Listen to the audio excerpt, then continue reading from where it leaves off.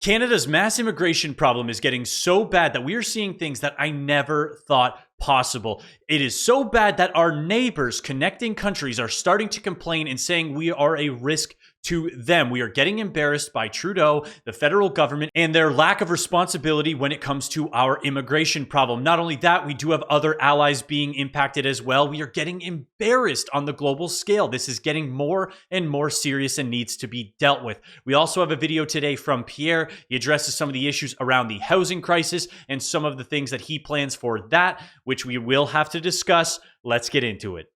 And now to Canada. The border between the United States and Canada is experiencing an unexpected increase of undocumented immigrants.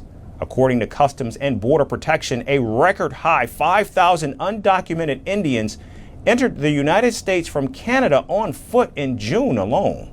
For the first time ever, a higher number of Indian immigrants have entered the United States via the Canadian border than the Mexican one. Washington has alerted Ottawa as concerns mount over the Trudeau government's visa policies. Here's our report with more. The US-Canada border, once the world's longest symbol of peaceful coexistence, has quietly become the front line of a new immigration challenge. Think about that. Before we get into this, just pause for a moment and realize the history of the Canadian-US border has always been a peaceful one. We have been countries who have trusted each other. You used to be able to travel between countries with just a driver's license, not even a passport. So the fact now that they are going to look at our border as basically a point of entry for illegal immigrants that is a risk to them, as Canadians, we should be embarrassed. Stretching nearly 9,000 kilometers, which is more than twice as long as the US-Mexico border, this vast route has seen an unprecedented surge in undocumented Indian immigrants crossing into the United States.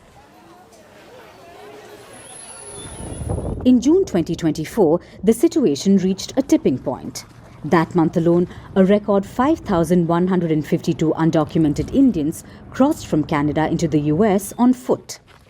Did you like the video yet? If you haven't liked the video, it's a free way to support the channel and get these videos in front of more people so they can know what's going on in Canada. If you like what we talk about here, feel free to subscribe. I'd love to have you on board. Back to the video.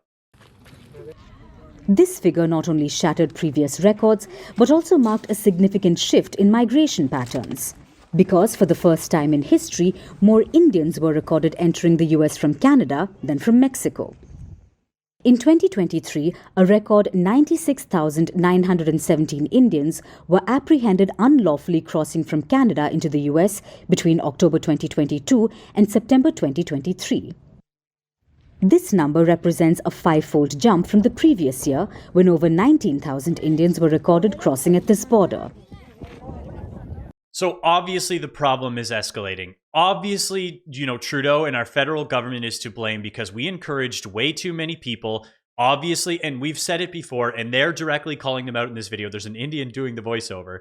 It is Indians. To say that 100,000 Indians were caught trying to cross the border illegally, it's not, any of the ists that we have to worry about. It is just a fact. It is fivefold the illegal immigrants of Indians who are going to America.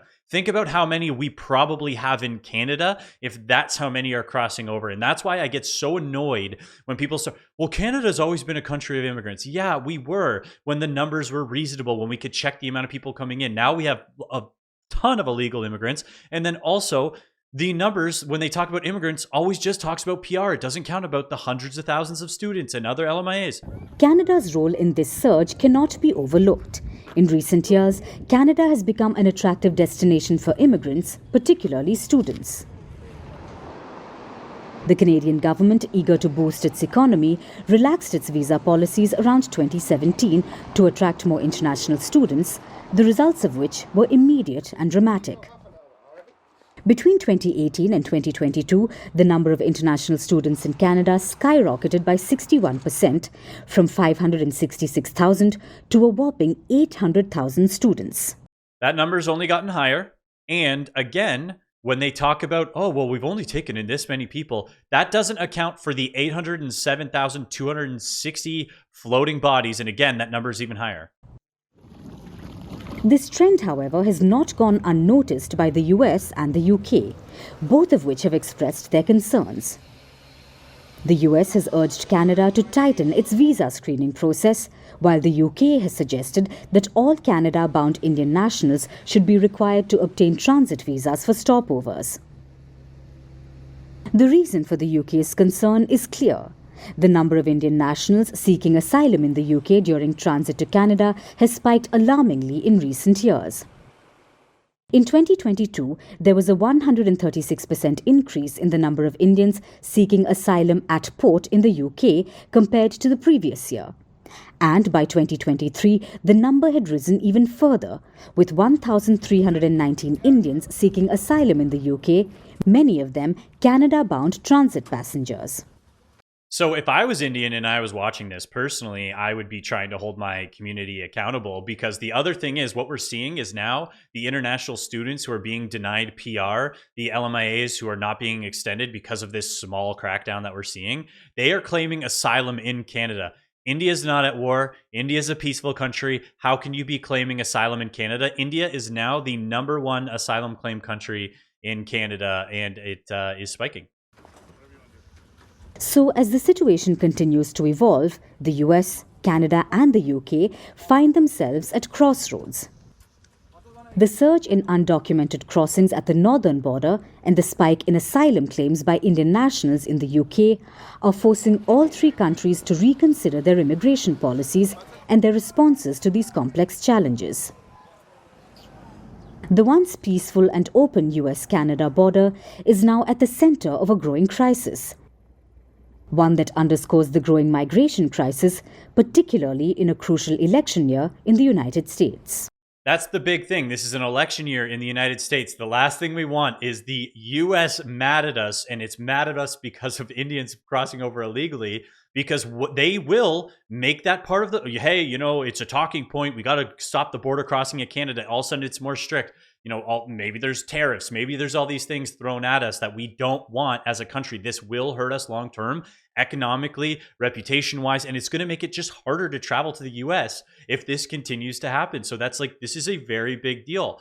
And, speaking of the immigration and the big deal, I wanted to show Pierre's comments on some of the housing issues, because he says a bunch of great things, but there's something else I want to mention. What's your plan to deal with the homeless crisis in the country? Build the homes. There's the economic problem and there's the social problem. The economic problem is actually very simple. Politicians love to say it's a very complex problem. It's not a complex problem. It's a hard problem, but it's not a complex one. We don't have enough homes. We have the fewest homes per capita of any G7 country. We have fewer homes per capita than we did 10 years ago. Our population's been growing by 3%, while our housing stock grows by 1%. So, we built fewer homes last year than we built in 1972, when our population was half of what it is now. It's just very simple. If you have an island with 10 homes and 20 families, you're going to have a lot of homeless people on that island. So we have to accelerate home building. Home building is extremely profitable if you can get a permit. So there's nothing stopping, there's no market failure preventing builders from building homes. What's stopping them is that it takes 7 or 8 years to get a permit. There are these horrendous fees, there's tremendous confusion and complexity about what is allowed and what's not allowed. South of the border, you can get a permit in 4 or 5 weeks and get building, and that's why when you go to a border town, you go to Niagara, Ontario, it costs $600,000-$700,000 for a very small home, and on the south, it's $150,000, $175,000 for the same home, 15 minutes apart. So we need to remove the bureaucracy to speed up home building, and that will be the #1 priority of my government when I get elected. That's the economic side. So before he gets into the social side, I want to say I agree with every single thing that he said there. The bureaucracy side, the economic side, all of these things are things that can be encouraged. We can build more homes. It is possible. I'm a real estate agent. You guys know that. If you've been watching for a while, I'm a real estate investor. I actually used to invest in Niagara. So I've seen this in real time. I've seen the Niagara properties, and I've seen the properties on the other side of the border. So everything he's saying is correct, and I like what he's saying. The part that he skipped over that I think is more important that we talked about is that our population's growing by 3%. That is a big deal. And how is it growing? It's not through birth rates. If you're watching this, have more kids if you're married. And the thing is, it's through immigration. So the fact that he kind of skims over the immigration and population growth, like that is worth mentioning. I understand a lot of you guys are going to say, well, he can't bring up immigration. It's safe to talk about. We're talking about it now. He should be more vocal about, hey, we will do something about controlled immigration. We will end the mass immigration, whatever it is. That's all I'd like to hear. That's all I'd like to hear, because everything else he said, I agree with 100%, and I like it. I like what he talks about. He says great things, but he leaves out some information. So let's hear his social stuff. On the social side, let's face it, there's a drug addiction problem. When people get hooked on opioids, it's very hard to maintain, to pay rent and to stay housed. And then ultimately it becomes easier to use drugs when you live in a tent encampment. So we need to provide treatment and recovery services that get people off drugs and into decent housing. Like in British Columbia, they went to the tent encampments in the worst ones in the world, and downtown East Side, and they actually gave people housing. Many of them didn't use it because their drug addiction kept them on the street. That's where they could resupply their addiction. It's where they could do the small-time petty theft to fund their addictions. So what you actually need to do in that case is get the people off the drugs so that they can get into a healthy life, pay their rent, and feed their families. Thank you. Again, great answer. I like what he says. I would just love more dialogue on the immigration. If you made it this far in the video, thank you so much for watching. You absolutely rock. Don't forget to like and subscribe, and have a great rest of your day.